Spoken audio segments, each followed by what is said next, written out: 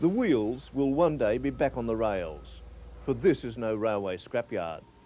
It's the largest operating railway museum in Australia, the New South Wales Rail Transport Museum at Thirlmere, just south of Sydney. Loco 2029 was built in 1911.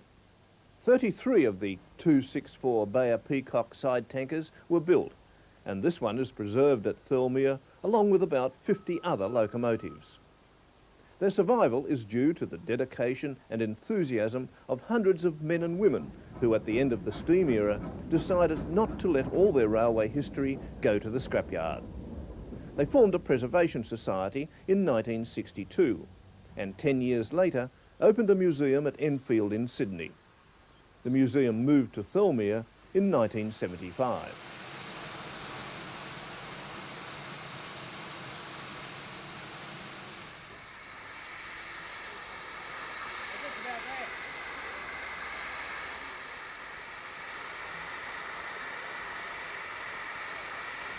Diesel 7921 was one of 4 imported from the United States by the Department of Munitions during World War II.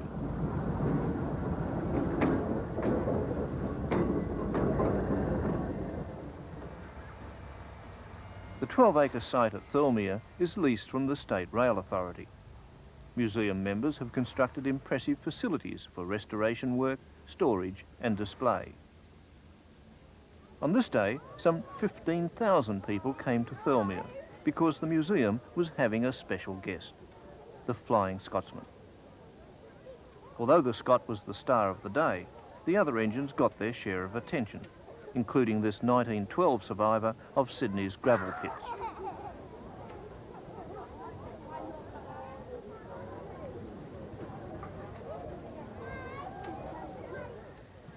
The confrontation between steam and diesel is now history.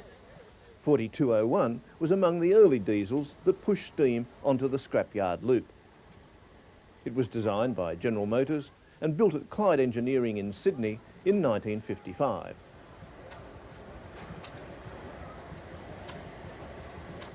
In the little league of steam engines is this Krauss side tank loco built in 1907.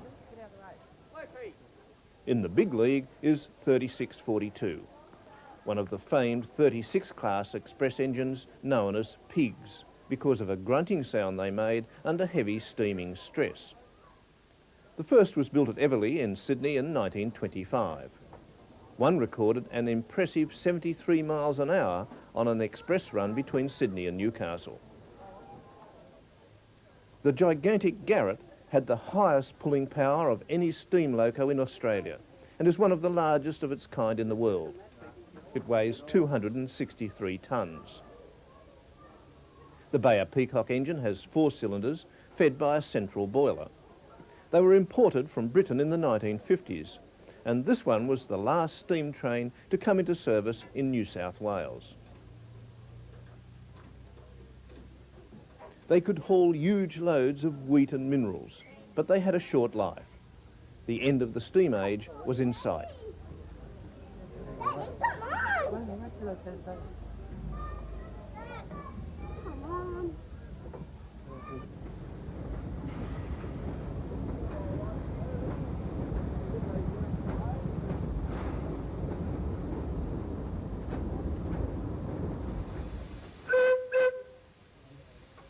The Festival of Steam to welcome the Flying Scotsman to Thirlmere included several traction engines. When steam was king, it ruled farm and industry as well as the railways.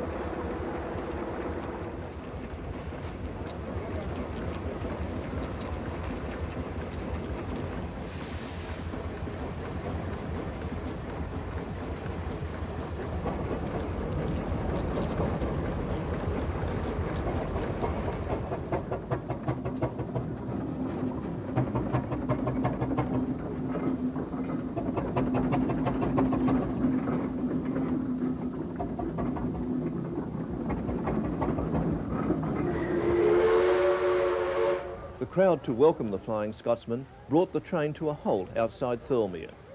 It had travelled from Sydney with New South Wales loco 5910 and been joined at nearby Picton by the museum's 3001. As happened everywhere the visiting British loco went, people of all ages flocked to see it. For steam fans, the sight of the Scot working with some of their local engines was an event not to be missed.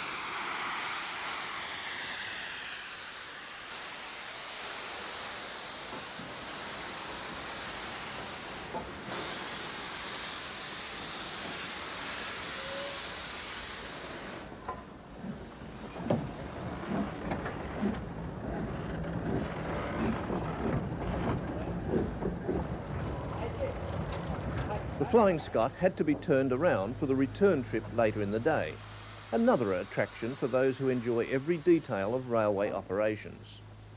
It was unlikely that many of them would ever again see the Flying Scot on a turntable.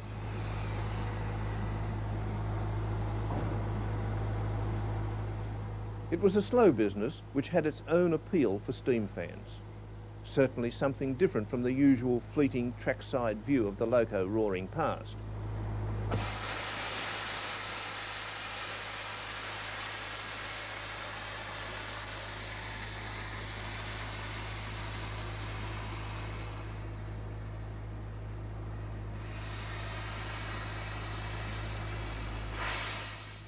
An electric motor was to push the Scot around 180 degrees, but to everyone's amazement, the turntable stuck fast. Volunteers jumped down to give a hand, but to no avail.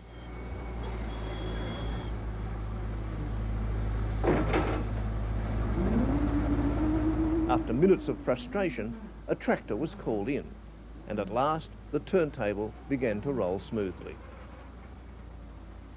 4472 was built in 1923 at Doncaster for the London and North East Railway. It steamed more than 2 million miles before going into an active retirement in 1963. The design and workmanship in 4472 led to the loco being displayed at the British Empire exhibition in 1924-25.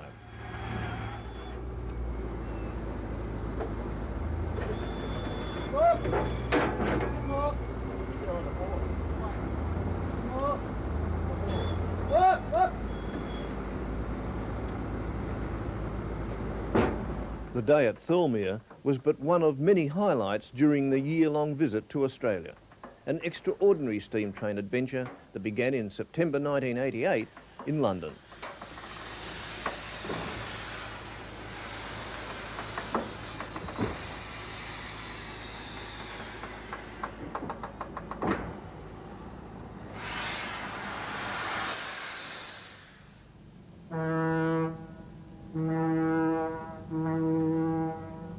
Port authorities on the River Thames had to make special arrangements for handling 4472 because it's an unusually heavy and bulky piece of cargo. A big floating crane was used to get the loco from Dockside Railway to the P&O container ship. Initiative for the trip came from organisers of Steam 88, a Melbourne-based group of steam enthusiasts who wanted the Flying Scotsman for their bicentennial steam festival, part of Australia's celebrations marking the 200th anniversary of white settlement. In Sydney, the loco was unloaded from the NZ Pacific at White Bay. Sydney was the only port in Australia with a crane big enough for the job.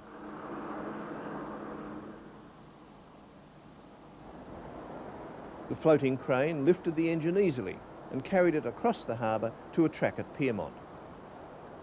The engine was fitted out at State Rail workshops and was soon on its way to Victoria and its hosts in Melbourne.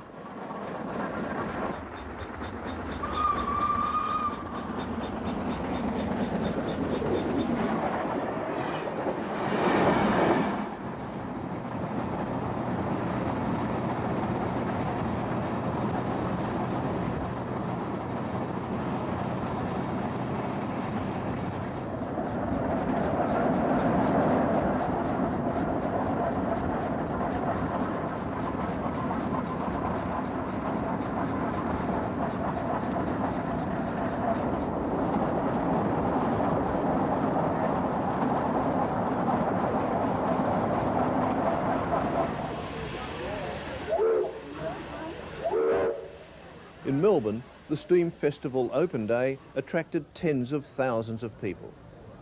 Steam engines representing a century of steam history in Australia were on display. It was the biggest steam event ever organised in Australia, and the star attraction, of course, was the Flying Scotsman.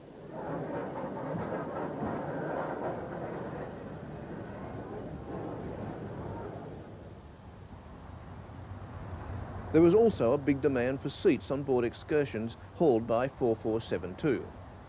Demand was such that many extra trips had to be scheduled.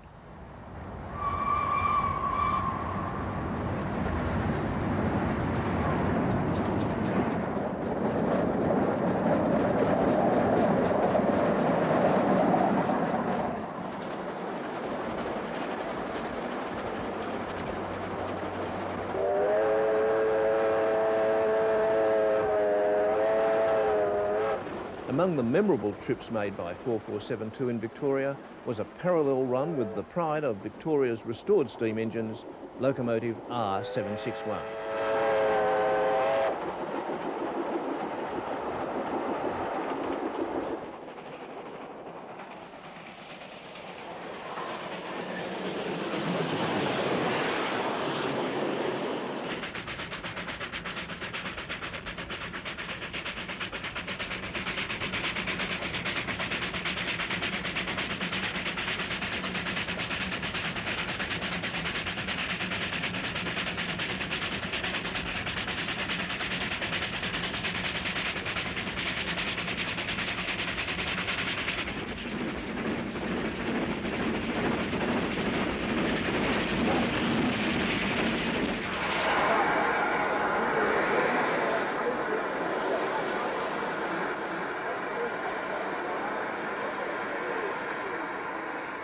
The Flying Scotsman spent 2 months in Victoria and in December crossed the border into New South Wales for the next stage of its Australian adventure.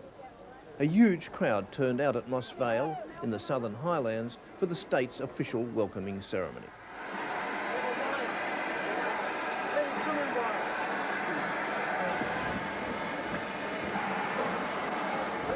The crews were by now quite accustomed to coping with the endless line of people who wanted to get inside the cab.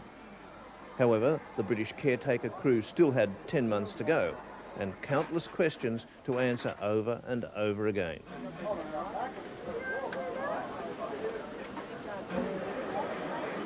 Australian railwaymen drove the engine on all runs, but the British crew acted as advisors and ensured that the engine was kept in first-class running order. The Flying Scotsman had an escort of 2 Australian engines for the run into Sydney Terminal. The American Baldwin-built 5910 was the first to steam out of Moss Vale.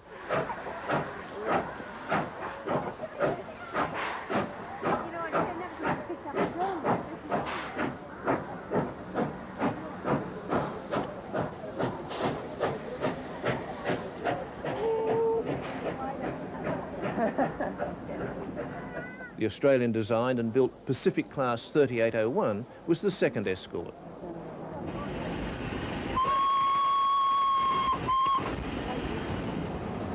The Flying Scotsman followed and made a brave sight as it rolled through the beautiful Highland countryside. The name Flying Scotsman was bestowed on trains running between London and Edinburgh in Scotland way back in 1862. However, it's Loco 4472 that has become known as the steaming symbol of the old express service.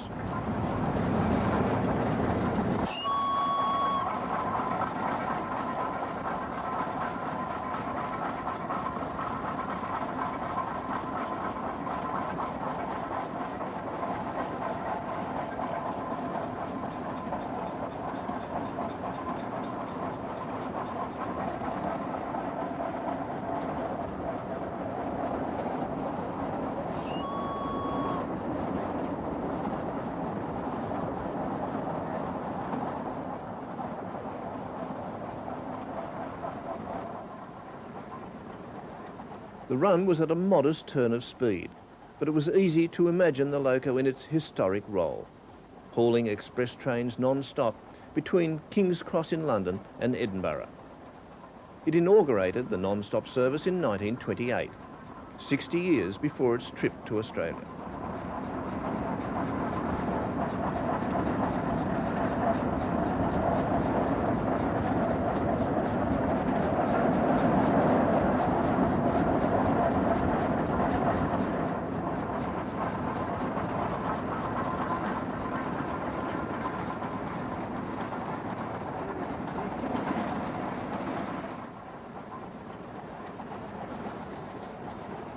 This was not the Scots' first trip abroad. In the 1970s, it went to the United States, a trip that ended in financial disaster and almost led to the Scot being stranded in America. However, the story of its Australian visit was already a success story, and there was no chance of it being stranded here. The return trip was guaranteed. But before it left, the Scot would write itself into the record books.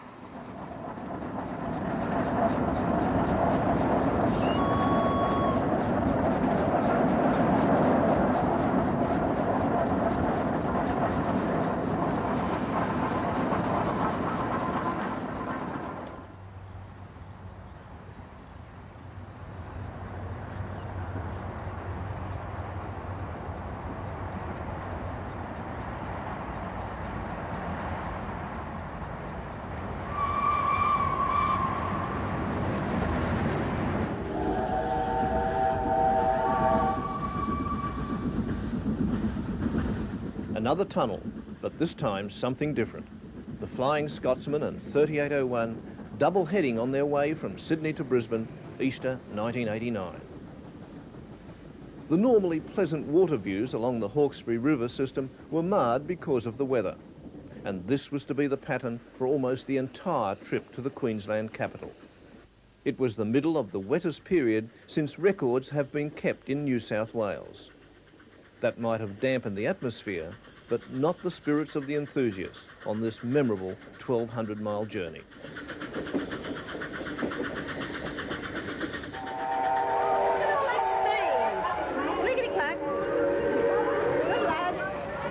Comes out for you, darling. 4472.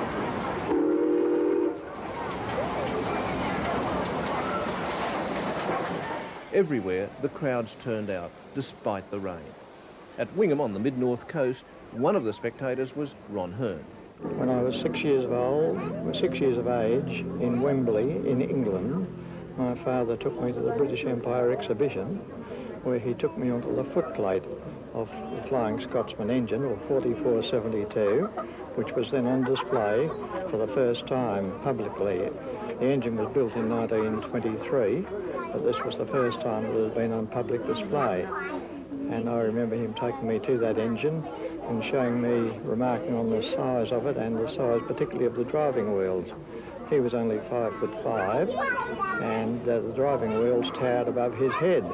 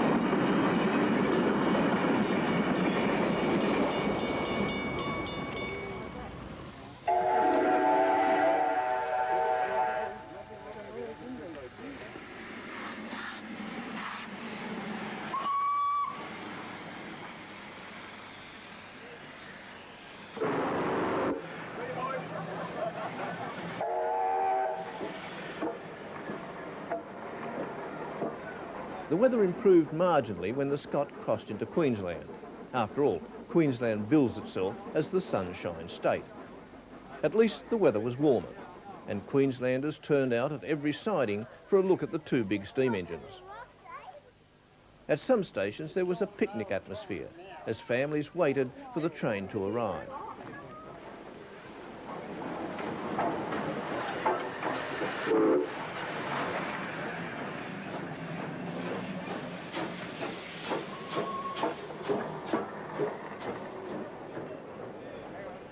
For these bushfolk, a rich moment indeed. All the sights and sounds and smell of the steam age. And, as a bonus, one of the most famous steam engines in the world from the other side of the world.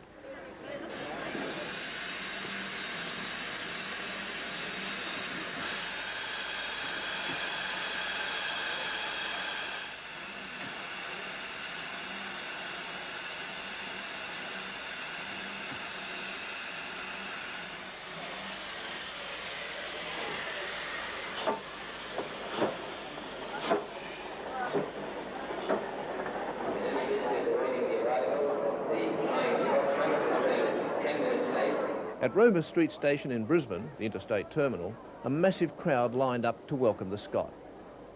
British crewman engineer Roland Kennington described it in one word: unbelievable. It was a sunset arrival, and the first time since leaving Sydney that the train and passengers had a dry run into a major station. It seemed that everyone on the platform and surrounding vantage points had a camera. Indeed, the Flying Scotsman must be the most photographed engine in the world.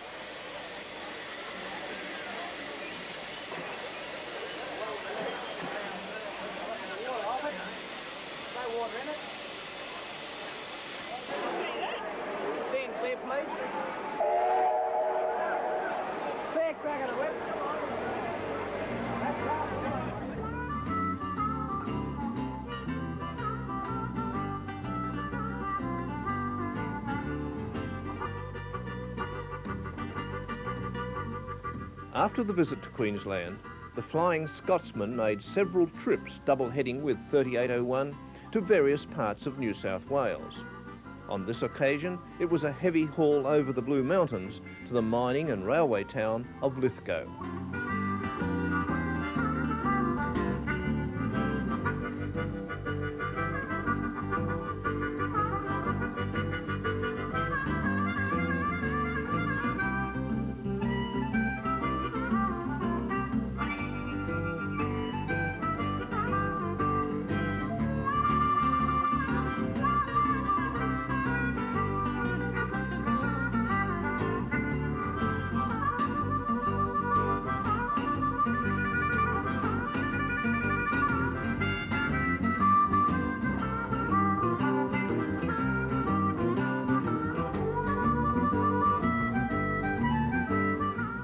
The Scot wasn't designed for mountain climbing, and some sceptics predicted it wouldn't perform well on the steep grades in New South Wales. But they were wrong. The Scot crossed the mountains 7 times and handled the steepest grades with amazing efficiency for an engine some 66 years old. But there were bigger challenges ahead, including a trip of 4,000 miles from Melbourne to the very centre of Australia and back to Sydney.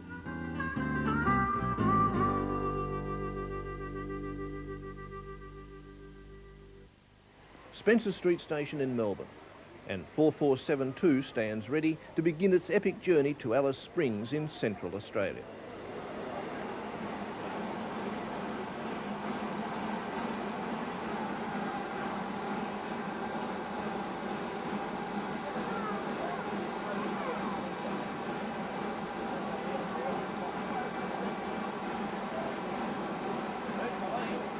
Thousands came to say goodbye and to enjoy the steam spectacle organised to mark the occasion.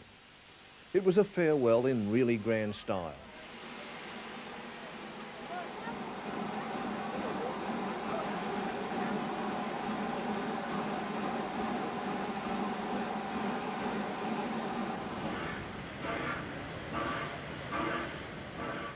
R707, owned by Victorian Railways and restored by volunteer railwaymen, would run alongside Steam Rail 761 to provide an escort for the Scot on the first stage of the great journey inland. Just for Alice Springs and intermediate points may board the train now.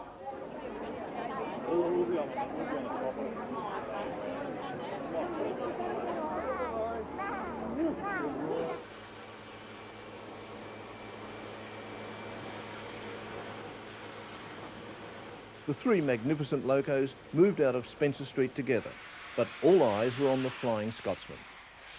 It exhausted a great cloud of steam that gave the platform the atmosphere of a misty Scottish morning.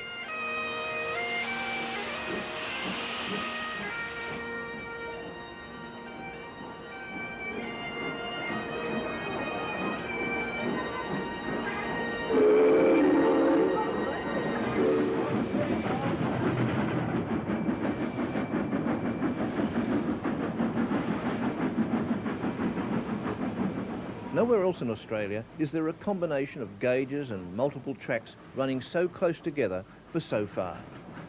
The different gauges are an accident of history, the result of state rivalries last century. The standard gauge used by 4472 was put down in the 1960s as part of a new national line all over the country.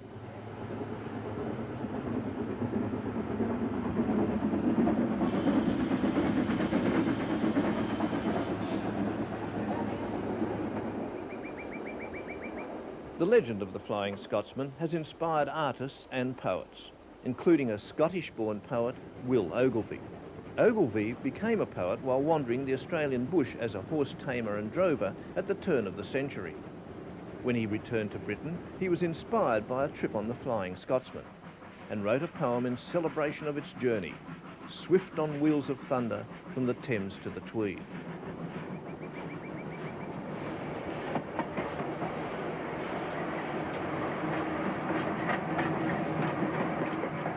"4472 was the first steam locomotive to officially record a speed of 100 miles an hour. That was in 1934 on a journey between Leeds and London.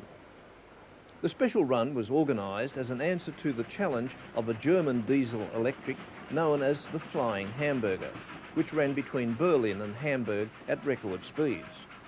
The Flying Scotsman made mincemeat of the Flying Hamburger, beating all its speed records. It not only clocked up 100 miles an hour, that's 160 kilometres an hour, but also sustained average speeds of 98 miles an hour for long distances.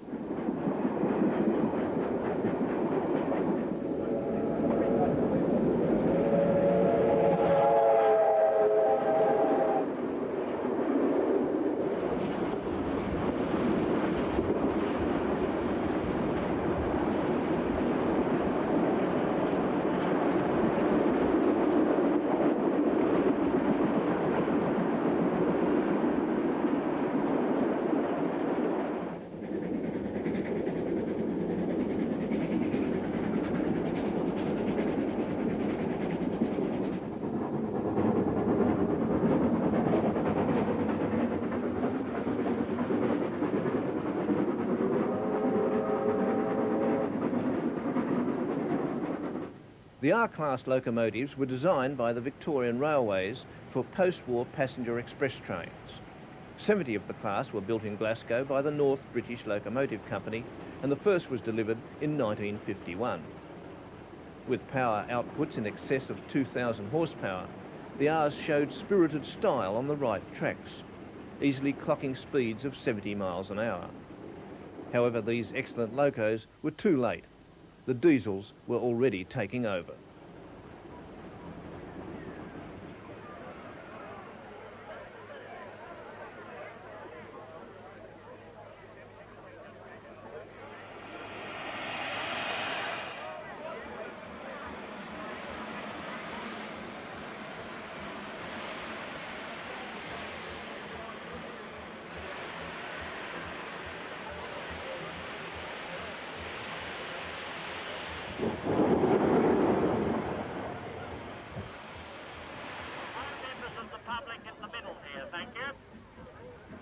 They go on either side of the three tracks and off the ballast. If you're standing on the edge of the ballast, the train will stop, and that will ruin the photo for 1,000 people. So would you please move off, right off the ballast.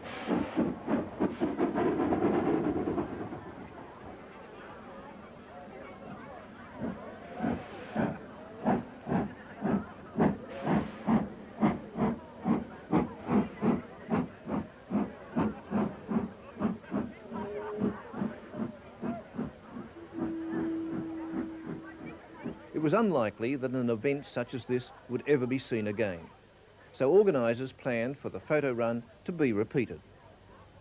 The first run would be with the locos slightly staggered.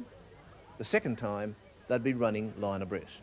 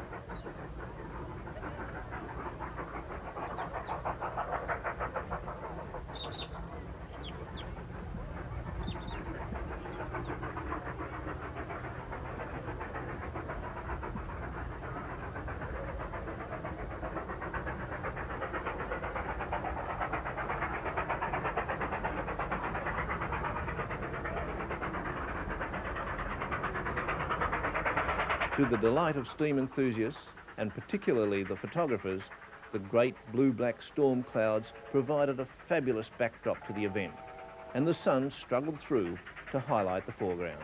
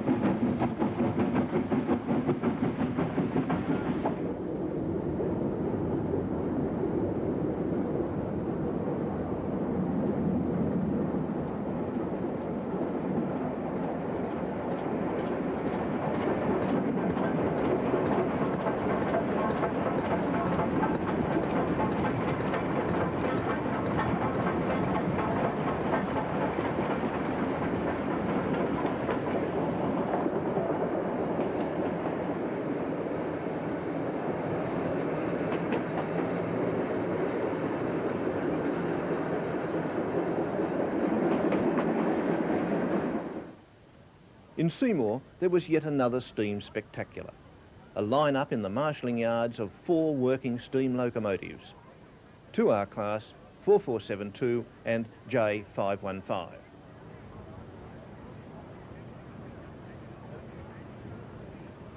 J515 is owned by the Victorian Railways, but allocated to the Seymour Loco Steam Preservation Group for operating. After 4 years of restoration work, J515 began steaming again in 1988. And while all this was happening in Victoria, out back at Alice Springs in the Centralian Desert, another steam event was taking place.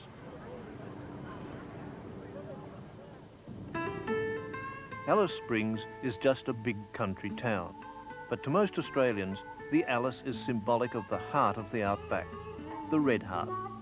You travel across 1,000 miles of emptiness to get there and find, yes, a steam train trundling across the desert. It's called the Ghan, after the Afghan camel drivers who served the outback before the railway arrived. This loco from the Ghan Preservation Society was taking part in the annual King of the Desert race, a 25-kilometre fun run in which the runners also compete against the train.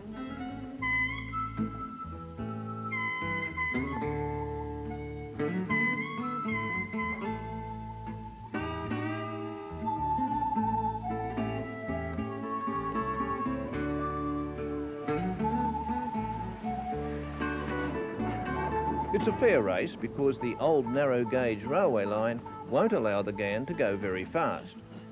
Indeed, in the old days, no one ever asked if the Ghan was on time. Simply to arrive on the right day was considered good enough.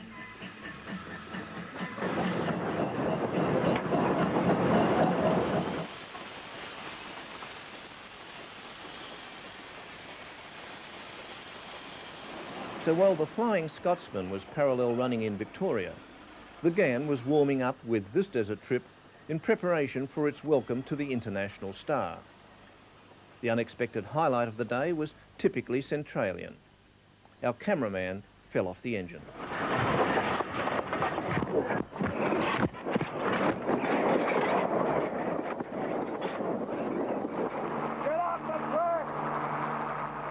The Flying Scotsman, running on the relatively new standard gauge line, aroused great curiosity at the Alice. It was the first steam train on the new line, but what impressed the Centralians was its touch of class. The old Ghan locos had character, but certainly not class. Brought together just outside Alice Springs for a short parallel run and photo stop, the two engines were an odd couple. As a steam buff put it, the famous and the infamous.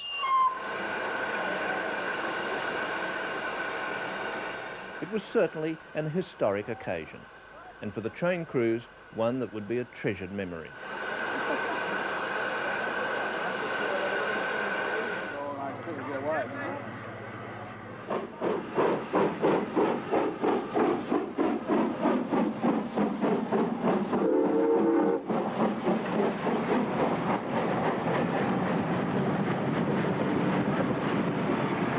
This quaint steam event in the outback came only a few days after the Scots set a world record for a steam engine. It travelled 428 miles, 684 kilometres, non-stop between Parkes and Broken Hill in New South Wales. The run took just over 9 hours.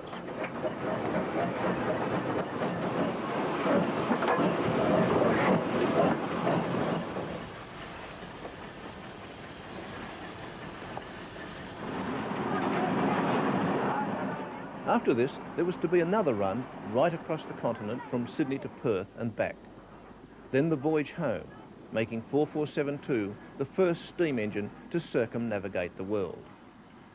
Truly a notable trailblazer that quite literally left a blazing trail at the Alice. That's the way.